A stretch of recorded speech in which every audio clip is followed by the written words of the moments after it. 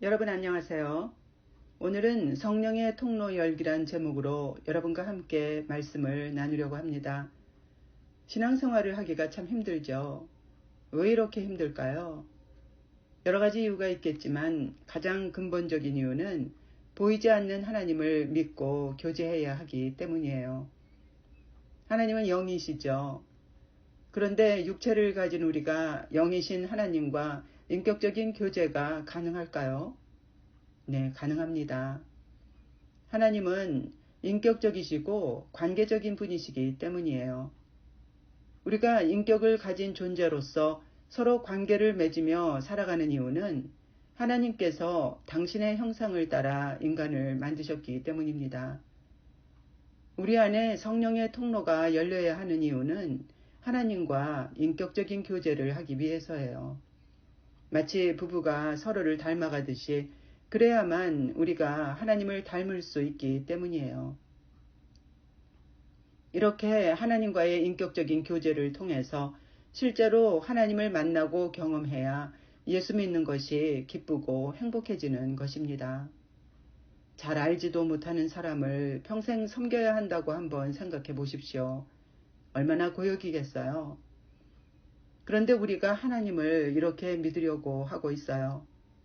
하나님을 잘 알지도 못하고 친밀하지도 않으면서 주님을 사랑하고 순종해야 한다고 자신에게 강요하고 있는 거예요. 이스라엘 백성들이 이렇게 하나님을 믿다가 실패를 했습니다. 그래서 교회는 절대로 실패하지 않도록 성령님께서 아예 우리 안에 와 계신 것입니다. 우리가 보이지 않는 하나님과 교제할 수 있도록 돕기 위해서 성령님께서 오셨어요. 하나님과 우리와의 교통을 위해서 성령께서 우리 안에 내주하시며 우리를 도우시는 것입니다. 하나님을 보지 못해도 우리 영으로 또 우리 생각과 마음을 통해서 주님과의 교제가 가능해진 것이죠. 다윗을 한번 예로 들어볼까요? 시편 139편 23절입니다. 다윗은 시편 139편 23절에서 이렇게 고백했어요. 하나님이여 나를 살피사 내 마음을 아시며 나를 시험하사 내 뜻을 아옵소서. 내게 무슨 악한 행위가 있나 보시고 나를 영원한 길로 인도하소서. 하나님은 다윗을 보고 이렇게 말씀하셨어요. 사도행전 13장 22절입니다. 내가 이새의 아들 다윗을 만나니 내 마음에 합한 사람이라 내 뜻을 다 이루게 하리라 하시더라. 이렇게 서로의 생각과 마음을 통해서 교제하는 것이 바로 인격적인 교제입니다. 다윗은 이렇게 주님과의 교제를 통해서 생각과 마음이 점점 하나님을 닮아갔던 거예요. 그런데 우리는 어떤가요? 성령님을 통해 삼위일체 하나님이 우리 안에 와 계시는데도 주님과의 인격적인 교제가 잘 되질 않고 있죠. 그래서 하나님은 멀리만 계시는 것 같고 나는 고와 같이만 느껴지는 거예요. 신앙생활이 마치 캄캄한 밤길을 혼자 걸어가는 것처럼 두렵고도 불안하기만 한 것입니다.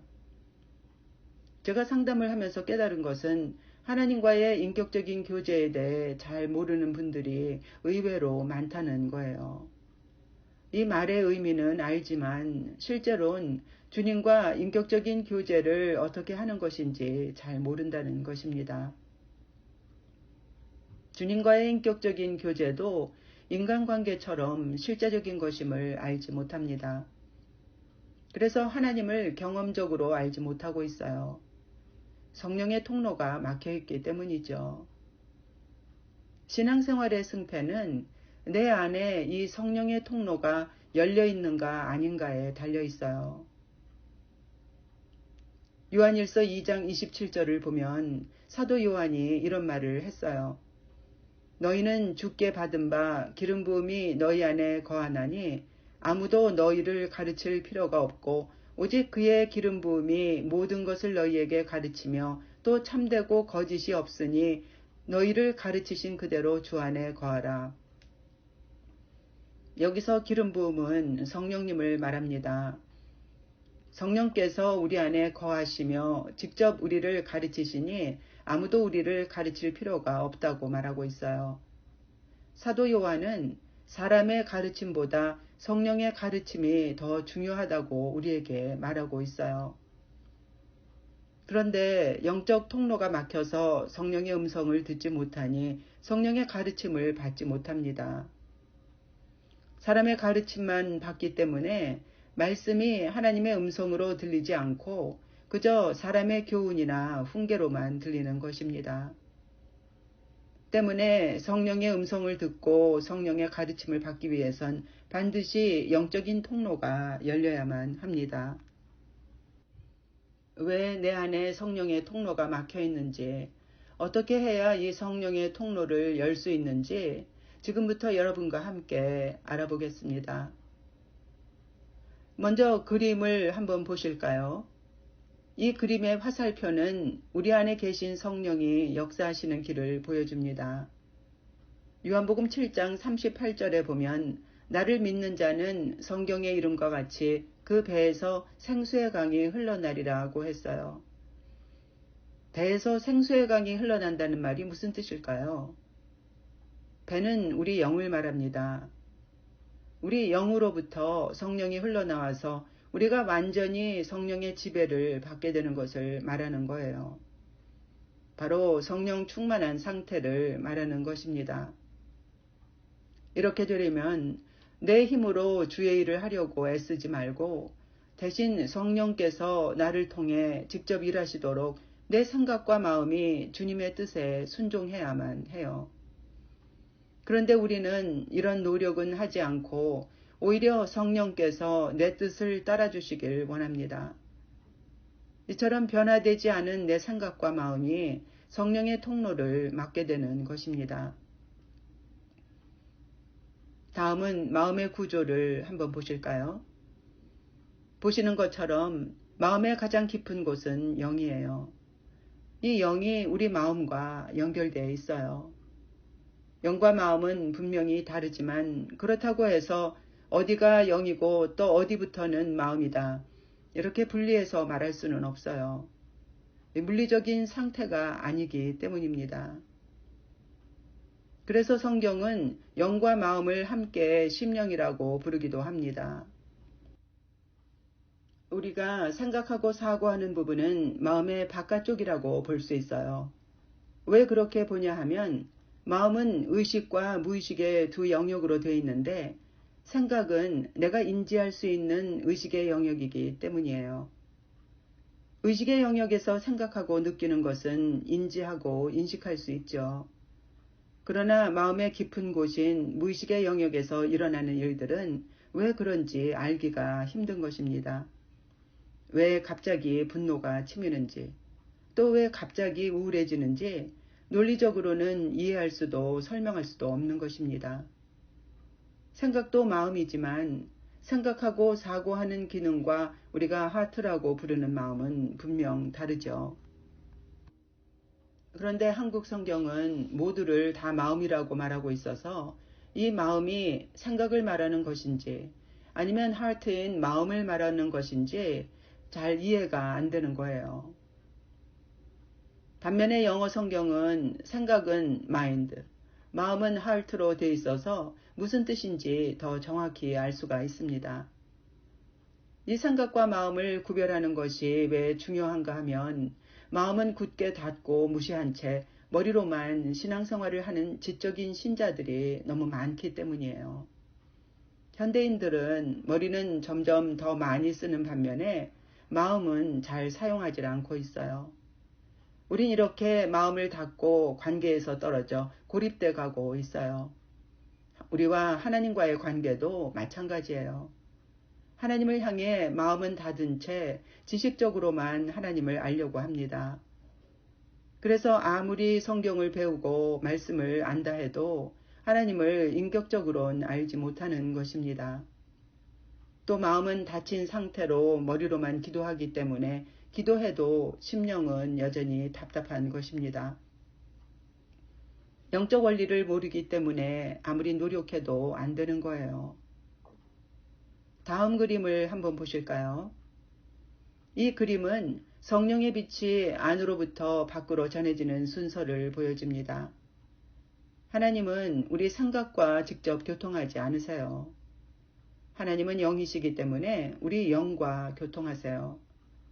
성령을 통해 영에 전달된 것들은 우리의 마음이 먼저 감지하게 됩니다. 그리고 마음으로 감지된 것들을 생각을 통해 깨닫고 이해하게 돼요.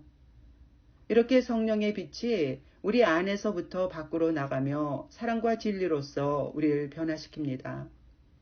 하지만 이때 우리 생각과 마음에 있는 거짓과 죄와 상처, 또 이것들을 통해 역사하는 악한 영들이 성령의 일을 가로막고 방해하게 되는 것입니다. 다음 그림은 반대로 말씀의 빛이 생각을 통해 밖에서부터 안으로 들어가는 것을 보여줍니다. 우리가 말씀을 배우면 생각이 변화되기 시작해요. 그리고 그 말씀의 빛이 마음으로 들어가 은혜를 받음으로 마음이 변화되는 것입니다. 마음에 들어온 말씀의 빛은 또 우리 영에 전달됨으로써 영의 양식이 되어 속사람이 강건해지는 것입니다. 그런데 마찬가지로 마음의 죄와 상처가 치유되지 않은 상태라면 말씀을 머리로 이해한다 해도 마음으론 받아들이지 않아요. 그래서 아무리 말씀을 많이 알아도 마음의 변화는 일어나지 않는 것입니다. 하나님은 이렇게 말씀과 성령을 통해서 우리의 생각과 마음을 변화시키세요. 이렇게 안과 밖으로부터 사랑과 진리의 빛이 들어옴으로써 성령으로 충만해지는 것입니다. 제가 치유를 하면서 보면 이성적인 분들은 마음을 치유하기가 힘들어요. 모든 것을 이성적으로만 이해하려고 하기 때문이에요. 자기 마음 상태에 대해 너무 모르고 무감각합니다. 생각이 변화된 것으로만 만족하지 마십시오. 마음까지 변화되어야만 합니다. 마음은 생각보다 더 깊은 차원이에요. 머리에 있는 것이 가슴으로 내려가는데 평생이 걸린다고 말하죠. 가슴은 하트를 말하는 것입니다. 그리고 우리 영은 가슴보다도 더 깊은 곳이에요. 그래서 배에서 생수의 강이 흘러나온다고 비유하는 거예요. 가슴에서 배까지 내려가는 데는 또 얼마나 걸려야 할까요? 인간의 마음을 생각해 보면 하나님의 지혜가 얼마나 신묘막측한지 감탄할 수밖에 없어요. 너무나 신비롭게 창조되어서 그 무한한 가능성과 깊이를 인간의 생각과 지혜로 다 알 수가 없어요. 불가능한 것입니다. 그래서 우리는 마음의 상태를 설명할 때 이렇게 머리, 가슴, 배라는 비유를 쓸 수밖에 없는 거예요. 머리에 들어온 말씀이 가슴으로 내려가 마음을 변화시키고 배로 내려가야 믿음이 되는 거예요. 밖에서 들어온 말씀이 내 안에 계신 말씀과 하나가 돼야 믿음이 자라는 것입니다. 은혜 받는 데서 그치면 가슴에서 멈추는 거예요. 그 은혜는 며칠 못 가서 사라집니다. 배로 내려가야 내 것이 돼요. 영의 양식이 되어야 하는 거예요. 여러분은 어떠신가요? 말씀이 지금 머리에만 있나요? 아니면 가슴까지 내려왔나요? 여러분의 배까지 내려와야 합니다. 우리는 생각이 바뀌면 내 마음이 다 변화됐다고 생각합니다. 하지만 마음이 변화받지 않는 한 진정한 변화는 일어나지 않아요. 우리가 설교에서 은혜를 받아도 내가 바뀌지 않고 말씀대로 살지 못하는 이유는 마음이 아직 변화되지 않았기 때문이에요. 왜냐하면 사람은 자기 생각대로 사는 것이 아니라 결국 마음에서 원하는 것을 따라 살기 때문이에요. 생각으로 마음을 이길 수는 없다는 것을 아시기 바랍니다. 제가 어떤 자매님을 상담했던 적이 있었어요. 이 자매님의 고민은 자기 죄를 고백하며 회개를 하는데도 자기 마음 깊은 곳에서는 회개가 안 된다는 거였어요. 아무리 애를 써도 마음대로 안 된다는 거예요. 여러 번 치유를 했지만 치유할 때만 잠시 나아질 뿐 근본적인 치유가 되질 않아서 참 안타까웠던 적이 있었어요. 제가 그때 깨달은 것은 내담자가 진정한 회개가 되지 않은 상태에서 치유하고 축사하는 것은 별로 효과가 없다는 거였어요. 또 깊은 회개를 할 수 있는 것도 하나님의 은혜라는 것을 깨달았어요. 성령의 감화와 감동이 없이는 깊은 회개가 되질 않는 것입니다. 치유할 때 보면 머리로만 회개하는 분들이 있어요. 회개라기보다는 지식적인 동의에 가까운 것이죠. 반면에 눈물을 흘리며 진심으로 회개하는 분들도 있어요. 심령으로 회개할 때 우린 자신도 모르게 눈물을 흘리게 되죠. 참된 회개를 하고 있다는 증거입니다. 그래서 구약에 보면 통회라는 표현이 자주 나옵니다. 시편 34편 18절을 보겠습니다. 여호와는 마음이 상한 자에게 가까이 하시고 중심에 통회하는 자를 구원하시는도다. 시편 51편 17절입니다. 하나님의 구하시는 제사는 상한 심령이라 하나님이여 상하고 통회하는 마음을 주께서 멸시치 아니하시리이다. 다음은 이사야 57장 15절입니다. 내가 높고 거룩한 곳에 거하며 또한 통회하고 마음이 겸손한 자와 함께 거하나니 이는 겸손한 자의 영을 소송케 하며 통회하는 자의 마음을 소송케 하리 함이라. 이 귀절들을 보시면 모두 회개를 말하면서 하트와 스피릿에 대해 말하고 있어요. 영을 중심, 심령 또는 마음이라고도 표현하고 있어요. 이렇게 마음, 영, 중심, 심령으로 다르게 표현하고 있지만 모두가 우리 마음의 중심인 심령에 대해 말하고 있는 것입니다. 하나님이 특별히 보시는 부분이 바로 이 중심이기 때문이에요. 때문에 하나님이 무엇보다도 원하시는 것은 우리가 이 중심으로 회개하는 거예요. 우리가 광야를 돌며 같은 고난을 반복해서 겪는 이유는 아직 우리 중심에서 깊은 회개가 되지 않았기 때문이에요. 우리 심령을 감찰하시는 주님께서 우리의 심령이 변화될 때까지 계속해서 훈련을 시키시기 때문입니다. 대부분의 신자들의 문제가 바로 이거예요. 생각은 변했어도 심령이 아직 변화되지 않았다는 것입니다. 겉으로 보기엔 믿음이 좋은 것 같아도 아직 중심은 변화되지 않은 거예요. 자기 중심적이고 이기적인 옛 자아는 아직 죽지 않은 것입니다. 주님의 신부가 되려면 이 심령이 깊은 회개와 용서 또 치유와 축사를 통해서 거룩해져야만 해요. 이것 말고 신부가 되는 다른 길은 없는 것입니다. 여러분의 심령은 어떤 상태인가요? 지금 주님과의 교제는 어떠신가요? 성령의 가르침과 인도를 받고 계시나요? 아니면 목사님의 설교만 의지하고 계신가요? 세상은 점점 예배와 모임을 제한하고 통제하는 쪽으로 나아가고 있어요. 함께 모이는 것이 점점 더 힘들어지고 있어요.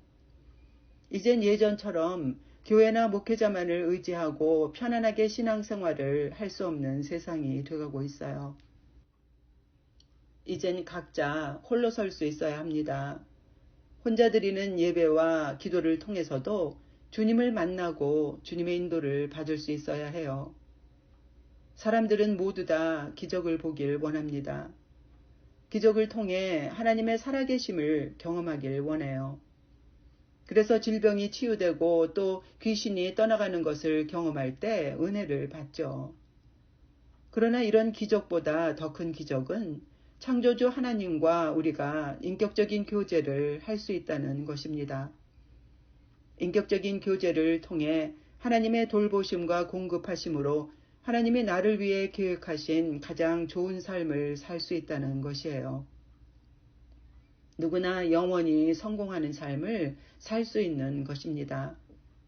그렇게 되려면 우리 안에 막혀있는 영적인 통로를 여는 것이 무엇보다도 시급하고 중요한 것입니다. 부디 여러분의 영의 눈이 밝아져서 자신의 마음을 볼 수 있게 되시길 바랍니다. 그래서 주님과의 인격적인 교제 안에서 날마다 주님의 형상을 닮아가는 여러분이 되시길 바라며 시청해 주셔서 감사합니다.